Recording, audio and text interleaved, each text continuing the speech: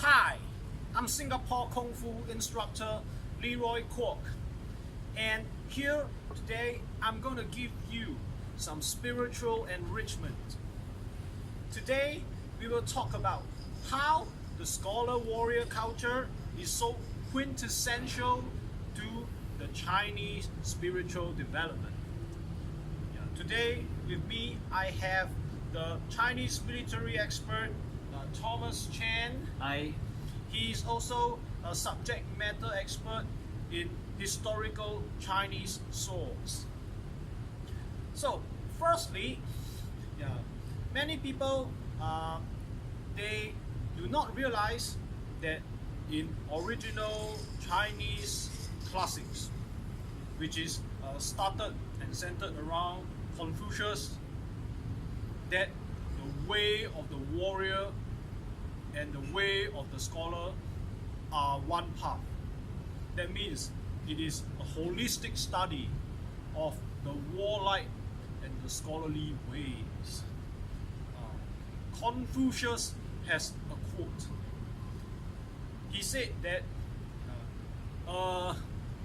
not training your people for war is tantamount to abandoning the people. That's right.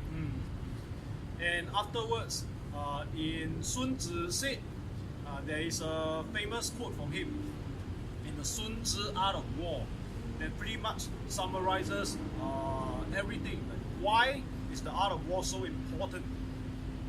It's because 兵者国之大事。What is that? 存亡之道，存亡之道，死生之地，死生之地，不可不察也。That's Sun Tzu. It means that the military is the matter of the state. A matter of life and death. Matter of life and death. Of vital importance to the state, it must be thoroughly studied. Thanks, Professor Thomas. Next will be this one I'm not so familiar, so I will consult the Professor Thomas on this issue.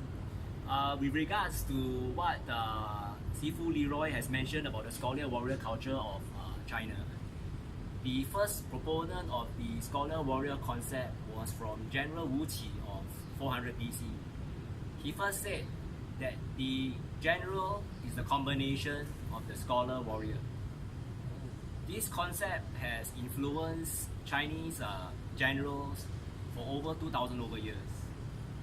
And the latest general who said it who fine-tuned it and elaborated on the scholar-warrior concept was General Qi Jiguang. He said that just as a man doesn't have two physical bodies, so the scholar and warrior are not two different paths, are not two different professions. So I feel that the combination of Confucius and the combination of Sun Tzu integrated into the scholar-warrior is the highest achievement in Chinese philosophy, in Chinese intellectual philosophy. So I'd like to encourage all students of Leroy Kwok to keep this in mind, that you must not only have a lot of brains, academic qualifications, but you must also be a physical athlete, a bodybuilder, an alpha male warrior. So you have a balance of the civil and the warrior qualities.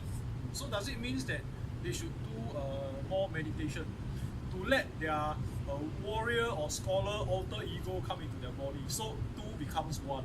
Yes. Wow. Alright, that is interesting. So now let us state some historical evidence. Like in the Ming Dynasty, the Emperor Hongwu. The Ming Dynasty, the founder of the Ming Dynasty, Zhu Yuanzhang, actually made his scholar exam candidates to practice archery regularly. So he did not want them to be full of book knowledge but not able to shoot, not able to practice martial arts. He also believed in the combination of the scholar and warrior. So he does that by mandating that they should practice archery on a regular basis. On a regular on top basis. of their usual studies. Thinking of it, I can see many benefits. It's like your generals and your soldiers are fighting the war outside the city halls. The city walls. Spend too much time in Singapore. City Hall and Raffles Place. With the spears and the blade and the saber and the shield, and you have the scholars shooting arrows from the city walls. That will make a formidable combination. That's right. Imagine if the enemy goes into the city and they can still be shot by warriors, by arrows. Means that the people, the scholarly and non-military people that they are plundering, are not bookworms, who cannot resist. They can shoot arrows. So right. it's like in the modern military, right? We have the clerks who can use pistols and self-protection weapon. I heard it's a submachine gun, like what, Glock 18, or the MP7. If you've been staying updated to guns, I'm always very updated with modern military technology, because that is a part of the mental enrichment of a modern warrior. So, the next topic will be 文武不分二道. Yeah, which is like what you said. General Qi Jiguang stated that. What was that again?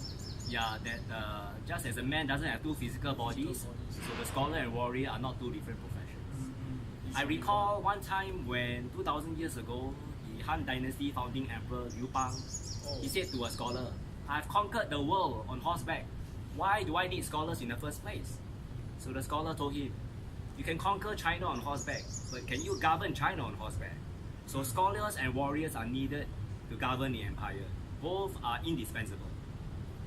So that is why I feel that Sifu Leroy and I, we have a sacred responsibility to promote the Chinese scholar warrior intellectual tradition to Chinese in China and overseas. That's great. To glorify this magnificent intellectual tradition, which has also influenced Vietnam, Korea, and Japan. Which is what they call the Sinosphere.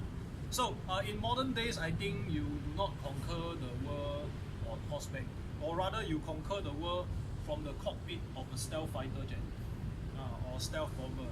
Yes. So, things are very much different, but the theories are basically the same. However, we know that in the Qing dynasty, actually the Manchus oppressed the Han Chinese military culture for 300 years, as they don't want them to get too martial so they can be ruled. That's right. So the General Qi Jiguang's concept of the scholar warrior, the intellectual tradition of the scholar warrior, is basically unknown to the Chinese martial arts world today, be it in China or overseas.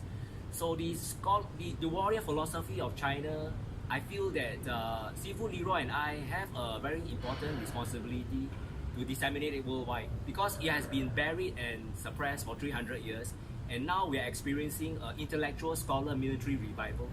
We want to promote this concept and let it be known to all Chinese martial artists and all Chinese scholars around the world to believe and practice in this concept, that brains and muscles are one. That's right. I think you got a point. Perhaps they should include Qi Jiguang's books and works and his accomplishment in secondary school history textbooks. That's right. Every martial artist will be encouraged to study the works and philosophy of Qi Jiguang. That's right. People ask me, Tommy, does Chinese have a warrior culture? Yes, they do. They have a warrior culture. Our warrior culture, as a combination of scholar warrior, is based on the works of Confucius and the works of Sun Tzu. Alright? You learn the art of governance from Confucius, how to command, how to govern a province. You learn the art of war from Sun Tzu, how to command an army. To govern a country, to command an army. You have the best of both worlds. You're holistic, you're complete, you're not lacking anything. So with all that we discussed and covered today, so does that mean that the future Chinese leader of tomorrow should not just be a degree holder, but also a martial artist or an athlete? Yes, a bodybuilder and alpha male. Not just a scholar, a brainy scholar, but an alpha male athlete, bodybuilder, weightlifter, marathoner, ultra marathoner. Wow. So you guys, we hope to see that soon, in the near future. just like what Vladimir Putin, the president of Russia, he does judo. Yeah, that's right. He exposes his chest. He bangs his chest to show he's an alpha male. He's not only a great president of Russia, he's also a judo expert. He's trying to show the world that, hey, we are cool. We Russians are cool. So we Chinese should show the world we are cool. We are the combination of scholar warrior. Our scholar warrior heritage dates back 2,500 years to Confucius and Sun Tzu. And I want every Chinese man and boy on planet Earth to know this. Okay, great. That's all for today. We hope to see the future leader, be it a president or prime minister of Chinese countries, who will become a scholar warrior. So I hope you enjoy our video. See you next time. Bye bye.